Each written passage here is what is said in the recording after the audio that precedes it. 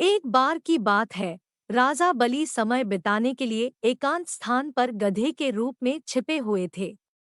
देवराज इंद्र उनसे मिलने के लिए उन्हें ढूंढ रहे थे। एक दिन इंद्र ने उन्हें खोज निकाला और उनके छिपने का कारण जानकर उन्हें काल का महत्व बताया। साथ ही उन्हें तत्वज्ञान का बोध कराया। तभी राजा बलि के शरीर से एक दिव्य रूपात्मा स्त्री निकली। उसे देखकर इंद्र ने पूछा, दैत्यराज, यह स्त्री कौन है?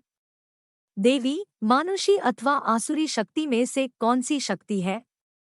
राजा बलि बोले, देवराज, ये देवी तीनों शक्तियों में से कोई नहीं है। आप स्वयं पूछ लें। इंद्र के पूछने पर वे शक्ति बोली, देवेंद्र, मुझे न तो दैत्यराज बलि जानते हैं और न ही तुम या कोई अन्य देवगण। पृथ्वी लोक पर लोग मुझे अनेक नामों से पुकारते हैं, जैसे श्री, लक्ष्मी आदि। इंद्र बोले, देवी, आप इतने समय से राजा बलि के पास हैं, लेकिन ऐसा क्या कारण है कि आप इन्हें छोड़कर मेरी ओर आ रही हैं? लक्ष्मी बोली, देवेंद्र, मुझे मेरे स्थान से कोई भी हटा या डिगा नहीं सकता है। मैं सभी के पास काल के अनुसार आती जाती रहती हूँ। जैसा काल का प्रभाव होता है, मैं उतने ही समय तक उसके पास रहती हूँ। अर्थात मैं समयानुसार एक को छोड़कर दूसरे के पास निवास करती हूँ। इंद्र बोले, देवी, आप असुरों के यहाँ निवास क्यों नहीं करती?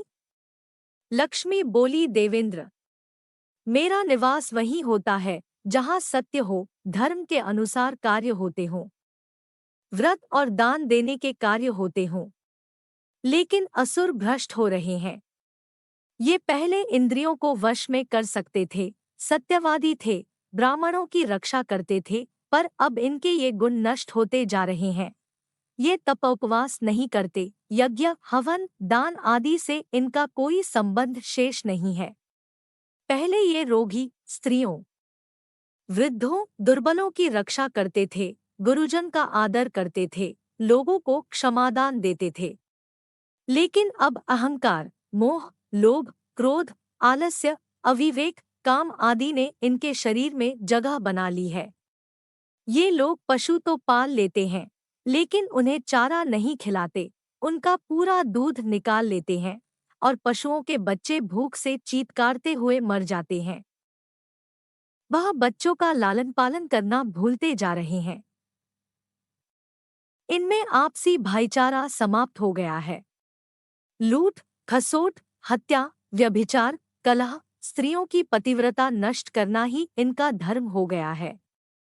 सूर्योदय के बाद तक सोने के कारण स्नान ध्यान से ये विमुख होते जा रहे हैं। इसलिए मेरा मन इनसे उचट गया। देवताओं का मन अब धर्म में आसक्त हो रहा है। इसलिए अब मैं इन्हें छोड़कर देवताओं के पास निवास करूंगी। मेरे साथ श्रद्धा, आशा, क्षमा, जया, शांति, संतति, धृति और विजति ये आठों देवियां भी निवास करेंगी। देवेंद्र, अब आपको ज्ञात हो गया होगा कि मैंने इन्हें क्यों छोड़ा है।